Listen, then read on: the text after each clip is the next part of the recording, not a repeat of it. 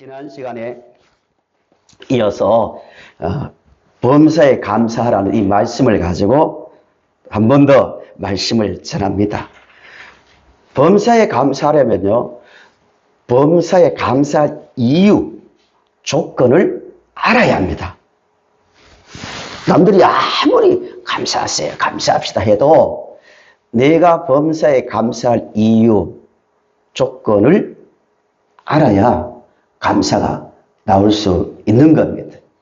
감사하더라도요, 성경이 말하는 감사, 하나님께서 우리를 향한 뜻인데요, 성경이 말하는 감사를 하려면 성경이 말하는 감사의 이유와 조건을 깨달아야 됩니다. 성도님들은 말씀 가운데서 맞아, 나는 범사에 감사할 수 있는 사람이야, 충분한 이유가 있어라는 그 깨달음을 가질 수 있기를, 깨달음의 시간이 되시기를 바랍니다. 범사에 감사할 이유, 조건이 뭐냐면은 그리스도 예수 안에서입니다. 따라 하실까요? 그리스도 예수 안에서. 그리스도 예수 안에서. 한 번 더요. 그리스도 예수 안에서. 그리스도 예수 안에서. 바울 서신을 보면요, 바울이 말할 때마다 고난받는 성도들, 신앙적으로 흔들리는 성도들, 영적으로 어두워진 성도들, 누구에게든지 꼭 권면할 때 하는 말이 예수 안에서입니다. 예수 안에서. 예수 안에서 자신을 보는 것하고 그것 없이 세상의 가치관으로 자신을 보는 것은 전혀 다릅니다. 우리가 범사에 감사할 수 있는 조건, 충분한 이유는 그리스도 예수 안에서 하나님께서 우리에게 행하신 일을 보면 범사에 감사할 수 있습니다. 하나님께서 성도님들에게 행하신 일이 뭔가, 그것을 확실하게 깨닫고 확실하게 믿을 때 범사에 감사가 나오는 겁니다. 두 가지인데요. 지난 시간에는 그리스도 예수 안에서 우리를 구원하신 은혜를 보면 범사에 감사할 수 있습니다. 예수 그리스도를 통하여 우리를 구원하신 은혜, 우리를 구원하신 그 은혜를 한 구절로 표현한 말씀이 로마서 8장 30절이에요. 참 중요한 구절입니다.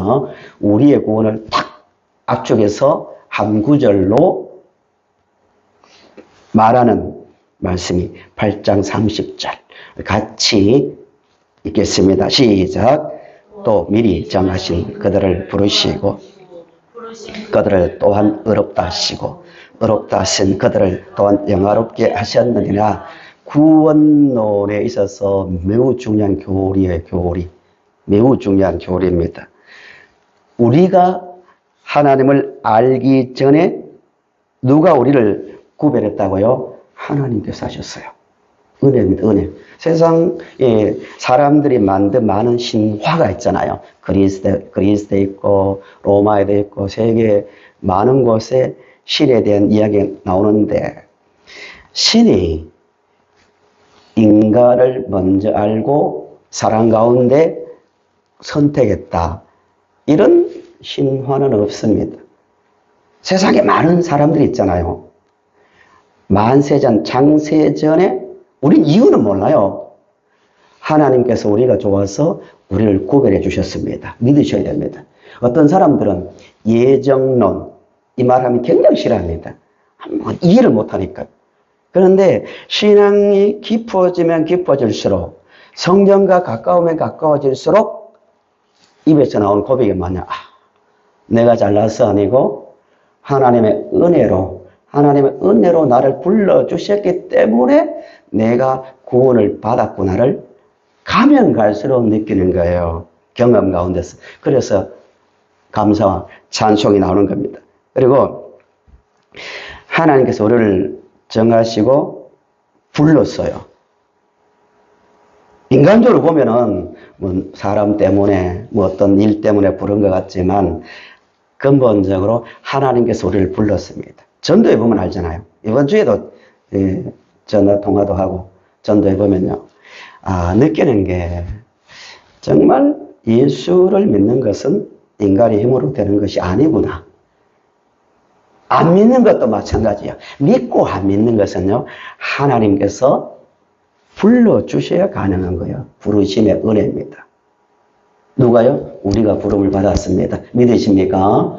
부르기만 했습니까? 너 불러 예수 믿어. 이렇게 끝난 게 아니라 그 믿으면 구원받을 수 있도록 우리를, 예수님을 어떻게 하셨습니까? 십자가에 달려 죽게 하셨어요. 왜? 죽을 만큼 우리를 사랑하니까요. 그래서 의롭다, 의롭다. 교리적으로 중요한 겁니다. 의롭다. 우리가 의롭게 된 것은 누구의 공로다고요? 하나님의 공로, 예수님의 공로입니다. 의롭다면 하셨습니까? 구원의 순서에서 마지막이, 우리가 경험하는 마지막이 영화입니다. 영화. 그 사이에 우리가 살고 있습니다. 우리 의롭게 되었습니다. 하나님의 자녀입니다. 의롭게 되었는데 아직 천국에 들어간 것이 아니잖아요. 또 우리 몸도 우리 마음도 아직 죄에서 완전히 벗어난 상태가 아니잖아요. 또 죽음을 경험하잖아요.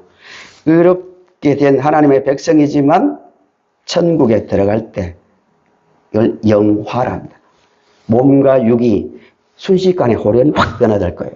물리학이 더 발전하면은 이게 물리학적으로도 이해될 때 올 거예요. 영과 육이 동시에 확 바뀌면서 가장 거룩한 몸으로, 영생의 몸으로 천국에 들어가는 것 영화입니다. 로마서 8장에서 영화롭게 하셨다고 말하잖아요. 완료형입니다. 완료형. 미래니까 그냥 우리를 앞으로도 인도하실 것이고 영화롭게 하실 것이다가 아니고 영화롭게 하셨다고 말해요. 확신이죠. 확신. 왜 이런 확신을 가질까요? 미래를 가지고 이미 된 것처럼 우리를 천국에 도착할 때까지 몸과 영이 완전한 모습으로 호련히 확 바뀔 때까지 우리를 인도하신다는 그 확신은 어디에서 옵니까? 하나님께서 우리를 구원하신 것 하나하나 보니까 먼저 선택하셨고, 먼저 부르셨고, 먼저 우리가 예수 이름 부르기 전에 먼저 십자가에 달려 죽게 하셨고, 먼저 보니까, 하나님의 사랑을 의심할 수 없는 거예요. 그래서 범사에 감사하는 거예요. 우리 세상 살 때 아무리 기도 많이 하고 말씀 보더라도요, 우리가 당하는 일들을 다 이해할 수 있습니까? 할렐루야 됩니까? 안 됩니다. 왜 이런 일을 당하지? 왜 이런 아픔을 내가 경험하지? 이해는 못하지만 이 수준까지 올라가면 한 가지는 알아. 마음속에 딱 깔려있는 그 마음이 뭐예요? 하나님은 나를 뭐한다? 사랑한다는 거예요. 지금 성도들 마음속에 어떤 문제가 있고 아픔이 있고 환경적인 어려움이 있더라도 그거 다 이해 못해요. 예수 믿는 순간에 싹 100%다 없애줄 것 같아요. 그렇진 않아요.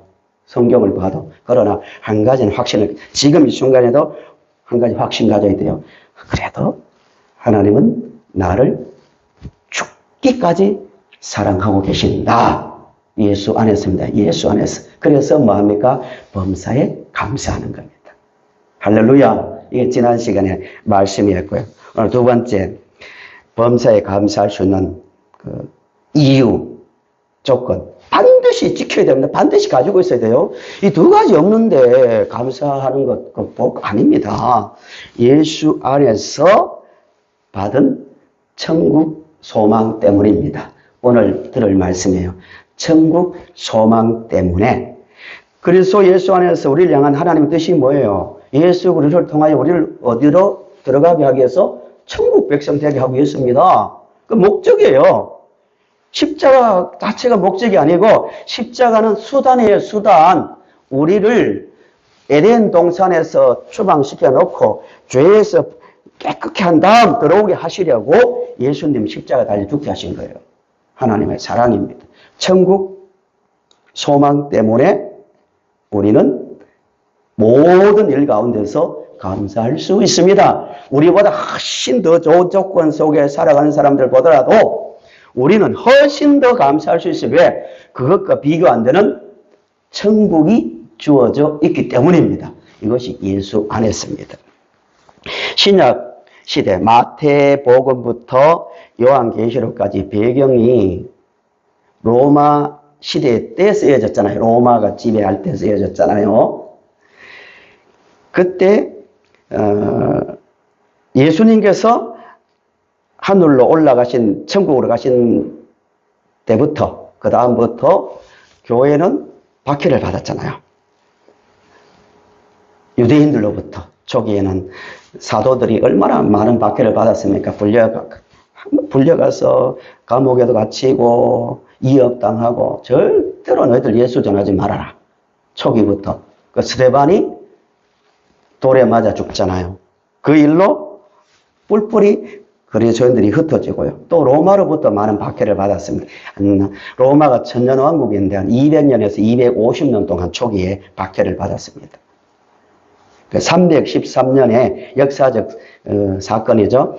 313년에 콘스탄티누스 로마의 황제가 기독교를 인정해 줍니다. 다른 종교도 인정해 줬어요. 기독교만 인정해 준 게 아니라 기독교는 또 불법 단체가 아니고 하나의 종교라고 인정해 줍니다. 313년이 되기 전 약 한 200년 동안은 성도들이 혹독한 박해를 받았는데 그 당시에 성도들의 모습을 엿볼 수 있는 성경 구절인데요. 히브리서 10장 34절입니다.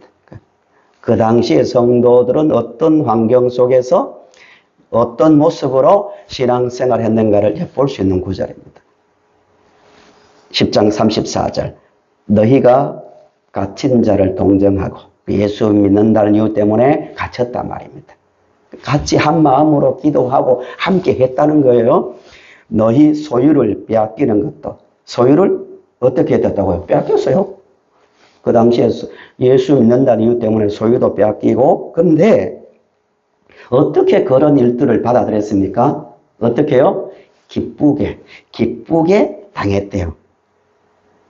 지어낸 이야기 아니라 우리가 똑같이 예수 믿는 그 당시에 성도들의 신앙의 모습이에요. 예수 믿는다고 감옥에 갇혀도 기뻐했고 또 소유를 빼앗겨도 기쁘게 당했는데 왜? 원인을 말하죠. 원인을. 왜 그렇죠? 더 낫고 영구한 소유가 있는 줄 알았기 때문입니다. 간단해요. 극한 고난 속에서도 성도들은 그 당시에는 극소수였거든요. 0. 몇 %밖에 안 돼요. 극소수의 그리스도인들이었지만 더 좋은 천국을 바라보며 기뻐했대요. 우리 성도님들도 아무리 어려워도 이 당시의 성도들보다는 좋은 조건이잖아요. 더 기쁨으로 현실을 받아들이고 자신을 보며 살 수 있기를 바랍니다. 이 당시의 기록, 로마사를 쭉 보니까요. 이런 내용이 나와요. 이 당시에 성도들이 얼마나 극한 박해를 받았는가 하면은 심한 경우에 일반 역사에 나옵니다. 그리스도인들을 길거리에 매 달았어요.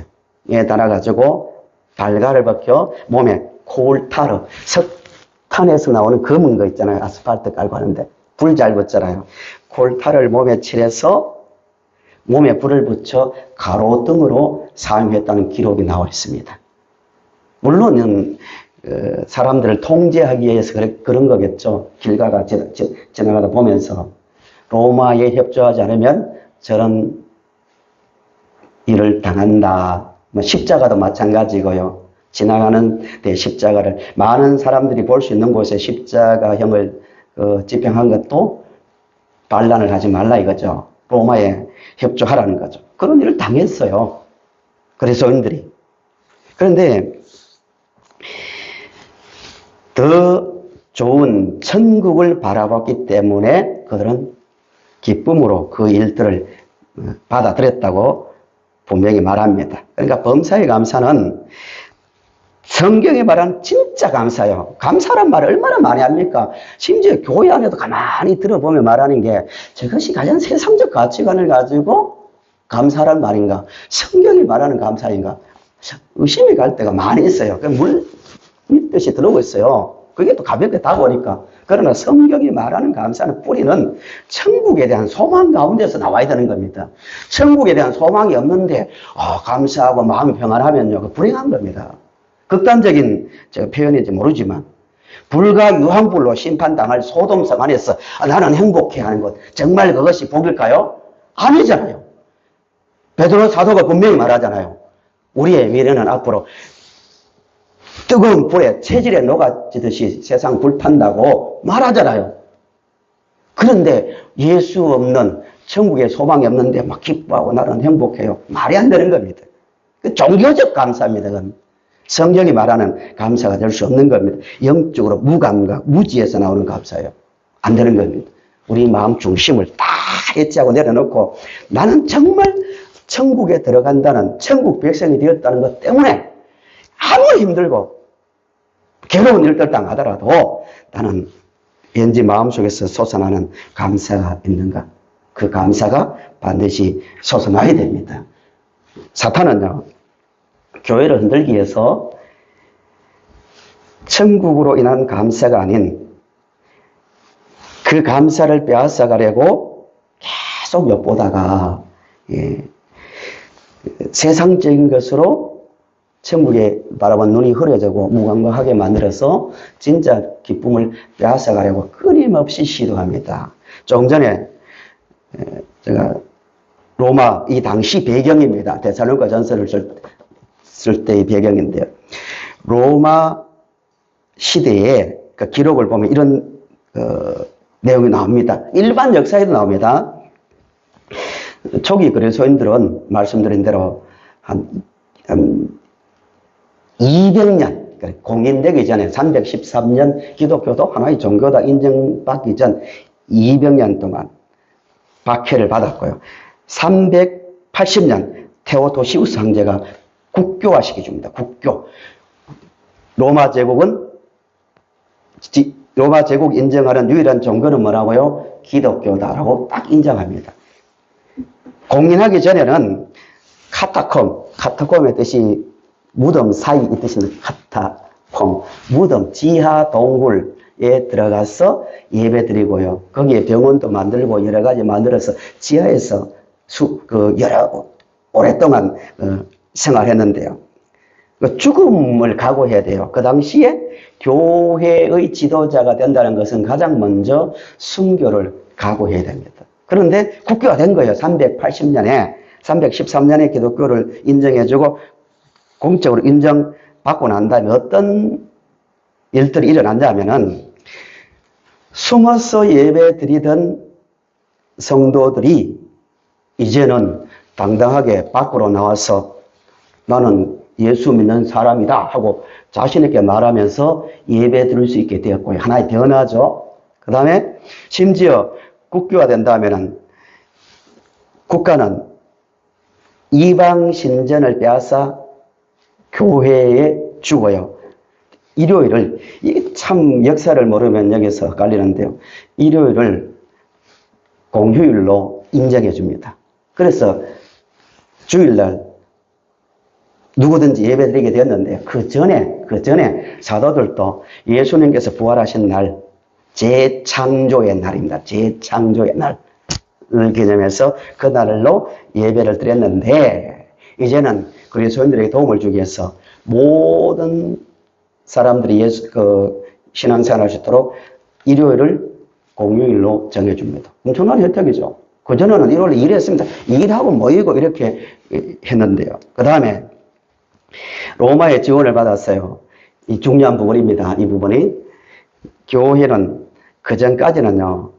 교회 건물 따로 없었습니다. 집 따로 있고 우리가 모이는 교회 건물 전에는 교회 건물이 없었어요. 몇백 년 동안 예수님 부활하시고부터 한 오랫동안 200년 이상은 우리 교회로 갑시다 해서 교회가 따로 있는 게 아니라 가정집, 신약 성경을 보시면 가정집, 그저 부자집이나 이런 데 넓은 공간에서 모여서 예배 드렸어요. 또 숨어서 예배 드렸고요.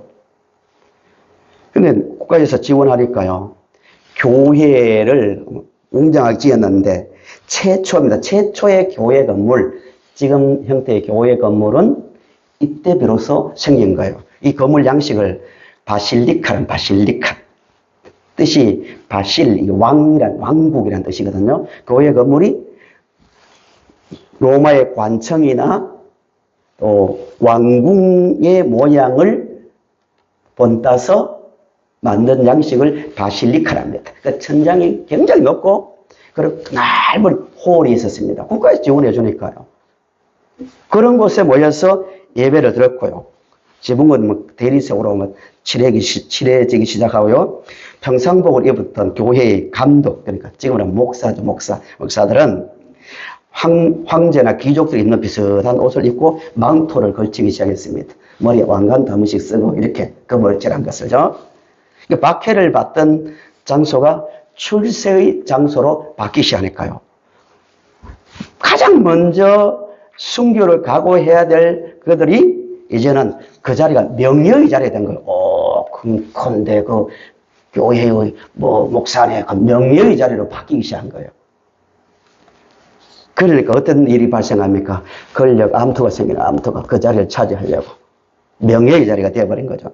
그 신분 상승의 자리가 교회의 어떤 자리가 된 겁니다. 결과가 뭐냐? 그때부터 교회는 천국 소망이 서서히 흐려지기 시작하는 거예요. 그에 반비례해서 교회의 그 예배의 모습이나 분위기는 훨씬 더 막 화려해지는 거예요. 화려해지고 인간이 볼 때는 좋았는지 모르지만 영적으로는 어두워지기 시작했습니다. 왜? 땅이 좋은데요. 로마가 다 보호해주고요. 교회 밖에보다 교회 안이 훨씬 더 혜택이 많아지는데요. 그러니까 아무나 막 다 들어오는 거예요. 그래서 서서히 천국 소망이 흐려져서 교회가 결국 타락하게 됩니다. 우리 정신을 바짝 차려야 돼요. 이 당시에 로마 시대에 예수를 믿는다는 것은요, 순교를 각오할 뿐만 아니라 자신 모든 재산을 다 포기해야 될 위험이 있을 때 교회에 모여서 예배 드렸던 사람들이 로마의 교인들이에요. 그런데 국교화되고 인정받기 시작하니까 그런 일이 발생하는 겁니다. 빌립보서 3장 17절에서 21절도 비슷한 이야기를 해요. 빌립보 교인 배경은 아시죠? 바울이 로마 감옥 속에서 빌립보 성도들의 편지를 쓴 내용인데요. 이런 권면을 합니다. 이 당시에 예수 믿는 거 쉽지는 않았잖아요. 이런 말을 합니다. 형제들아, 너희는 함께 나를 본받으라. 그리고 너희가 우리를 본받은 것처럼 그와 같이 행하는 자들을 눈여겨보라. 내가 여러 번 너희에게 말하였거니와 이제도 뭘 하며요? 눈물을 흘리며 말하노니 여러 사람들이 그리스도의 십자가의 원수로 행하느니라. 그들의 마침은 멸망이요 그들의 신은 배요 그 영광은 그들의 부끄러움이 있고 땅의 일을 생각하는 자라. 20절 같이 읽어볼까요? 20절, 21절을 같이 읽어보겠습니다. 시작. 하늘에 있는지라 거기로부터 구원하는 자 곧 주 예수 그리스도를 기다리노니 그는 만물을 자기에게 복종하게 하실 수 있는 자의 역사로 우리 낮은 몸을 자기 영광의 몸의 형체와 같이 변하게 하시리라. 아멘. 바울이 감옥 속에서 가만히 보니까 성도들의 신앙이 굉장히 흐트러지고 있거든요. 지도자들 중에서도 땅의 것에 마음이 뺏기고 흔들리니까 우리의 시민권은 어디에 있다고요? 하늘에 있다고요. 그 당시에 로마 시민권 하나만 따면요, 인생이 보장되었습니다. 아무리 무슨 같은 문제가 일어나더라도 나는 시민권 있다고. 똑같이 재판 안 받았어요. 재판 따로 받았습니다. 함부로 하지 못했어요. 그만큼 시민권은 중요했는데 왜 그러냐면 빌립보가 역사 배경 말씀드렸죠. 로마 동쪽 끝에 있으니까 아시아로 넘어올 수 있고 동쪽으로 진출할 수 있는 중요한 군사적 경제적 요충지였어요. 그래서 빌립보만 특별히 로마의 그 자부심을 키워주고 자긍심을 키워주고 막 혜택을 많이 줬어요. 시민권을 가진 자에게. 바울과 실라가 빌립보에서 복음을 전하다가 매를 맞고 감옥에 갇히는 것도 사람들이 어떻게 선동했습니까? 로마 사람들이 전하지 못할 풍속을 전한다. 이 한마디 하니까 일제히 달려들어서 바울과 실라를 치고 감옥에 가뒀습니다. 그만큼 자부심 있는 도시가 이 빌립보입니다. 그러므로 성도들도 거기에 휩쓸리기 시작한 거예요. 정말 너무 다르거든요. 자기는 분명히 신앙생활하고 있는데 옆에 사람이 로마 시민권이 있고 자기들 없는 거예요. 대우가 다른 거예요. 너무 차원이 다른 거예요. 시민권만 있으면 생활이 보장되는데 없으니까 서서히 거기에 막 마음이 뺏기고 좋겠다 하면서 거기에 물들어가기 시작했습니다. 세속가자. 그들에게 성도 여러분, 여러 번 눈물을 흘리며 말했지 않습니까? 우리 시민권은 하늘나라에 있습니다. 얼마나 좋습니까? 그거 하나로 우리 만족했지 않습니까? 기뻐했지 않습니까? 라는 권면입니다. 성도 여러분, 바울은 오늘 우리에게도 똑같은 권면을 할 겁니다. 성도 여러분, 눈물을 흘리며 여러 번 권면했듯이 이 세상에 참 좋은 건 많지만 우리가 가진 천국의 소망과 비교되지 않잖아요. 세상의 것을 버리고 하늘나라를 소망하며 살아갑시다. 이렇게 권면할지도 모릅니다. 성경이 말하는 범사의 감사는 어디에서 출발한다고요? 하늘나라에 대한 소망, 기쁨에서 출발하는 겁니다. 그 마음이, 그 소망이 성도님들의 삶과 마음을 꽉 잡을 수 있기를 간절히 바랍니다. 예, 비록 전도서의 표현대로 하면은 우리의 얼굴에 주름이 많아지고 제가 주름이 있어가지고 이 패치를 붙였다가 떼고 나왔는데요. 저도 죄송하지만 거울을 보니까요 한 번씩 내 얼굴이 이렇게 많이 바뀌는구나 느낄 때가 있습니다.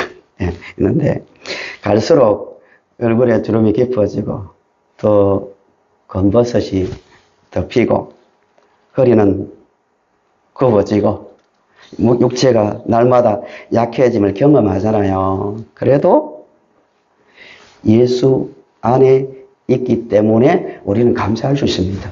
젊은 사람, 청년들보다도요 더 힘있게, 더 기뻐하고 더 보람있게 살 수 있는 사람들이 그리스도인들입니다. 천국에 대한 소망이 있기 때문입니다. 고린도후서 4장 16절에서 18절 이렇게 말해요. 이러므로 우리가 낙심하지 아니하노니 우리 그 사람은 수사적 편이죠. 그 사람은 우리 육체. 그 사람은 낡아지나 우리의 속 사람, 영혼이죠. 속 사람은 날로 어떻게 된다고요? 새로워진대요. 따라합시다. 날로 새로워지는 도다. 날로 새로워지는 경험을 해가자고요. 날로 차분하면 어제보다 오늘이 더 좋고 오늘보다 내일이 더 좋은 내 속에서 말할 수 없는 세상 사람들이 이해할 수 없는 뭔가 힘이 나는 거예요. 왜? 하늘에 소망이 있으니까요. 날마다 속 사람이 새로워져야 됩니다. 17절. 우리가 잠시 받는 환난에 경한 것이 환난 당해요. 환난 당합니다. 바울 얼마나 기도 많이 했습니까? 기도 아무리 많이 해도 환난 당할 수 있습니다. 환난의 경한 것이 지극히 크고 영원한 영광에 중한 것을 우리에게 이루게 함이니 18절 또 같이 읽어보실까요? 시작. 우리가 주목하는 것은 보이는 것이 아니요 보이는 것은 잠깐이요 보이지 않는 것은 영원함이라. 아멘.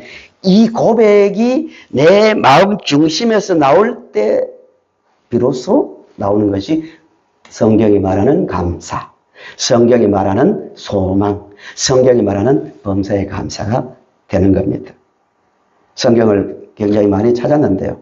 한 권만 더 찾아볼게요. 베드로전서 1장 6절에서 9절에서 이렇게 말해요. 베드로도 똑같은 권면합니다. 믿음 때문에 박해를 받아 사방으로 흩어진 성도들에게 쓴 것이 베드로서잖아요. 이렇게 말합니다. 베드로가 기쁨이라는 단어가 나오는데 기쁨에 감사를 한번 넣어보세요. 감사를 제가 쭉 읽어보겠습니다. 그러므로 너희가 이제 여러 가지 시험으로 말미암아 잠깐 근심하게 되지 않을 수 없으나 오히려 크게 뭐 한다고요? 감사하는도다.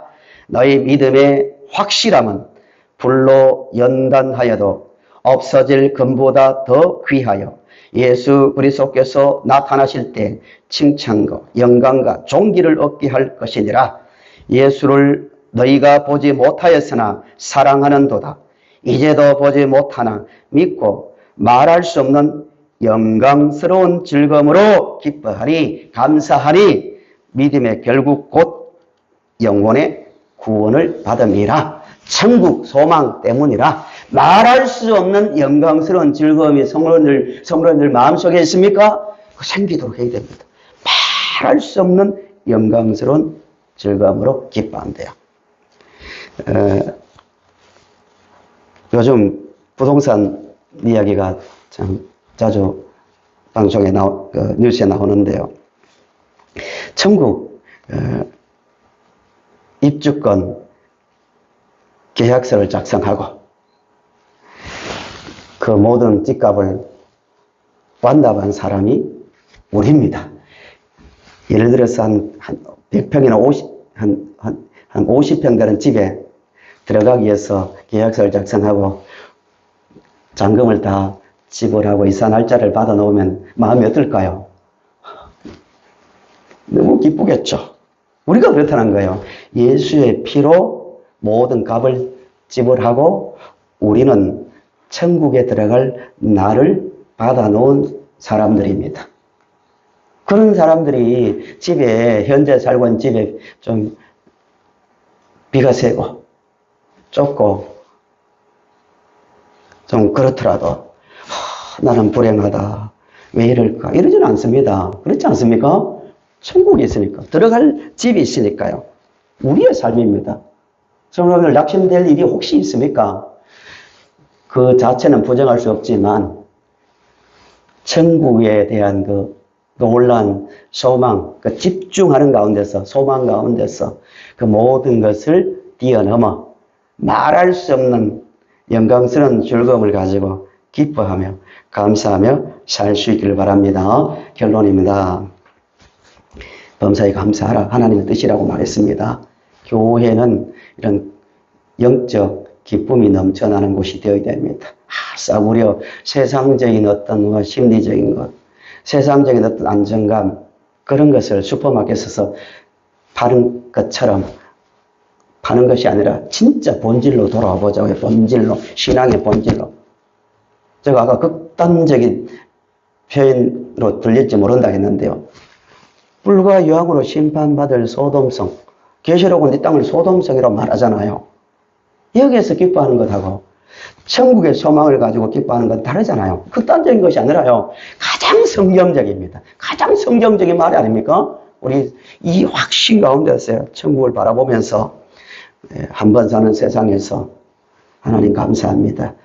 그냥 살다가 끝나는 것이 아니라 믿음의 흔적을 남기고 살다가 갈 수 있게 하시니 감사합니다. 그런 마음으로요. 하나님 앞에서 기회 있을 때마다 하나님께서 주신 사명을 감당하시고요. 고난받을 때도 주의 일 때문에 땀 흘리고 눈물 흘리더라도 감사합니다. 똑같이 먹고 살다가 이 세상을 지나가는데 이렇게 주를 위해서 흔적을 남기고 눈물 흘리고 땀을 흘릴 수 있는 은혜 주시니 감사합니다. 이 감사, 이 소망을 가지고 하루하루 사람들이 알아주든 몰라주든 내 마음속에 있는 이 소망 가운데서 항상 감사하며 충성하며 살아가는 성도님들이 되시기를 바랍니다.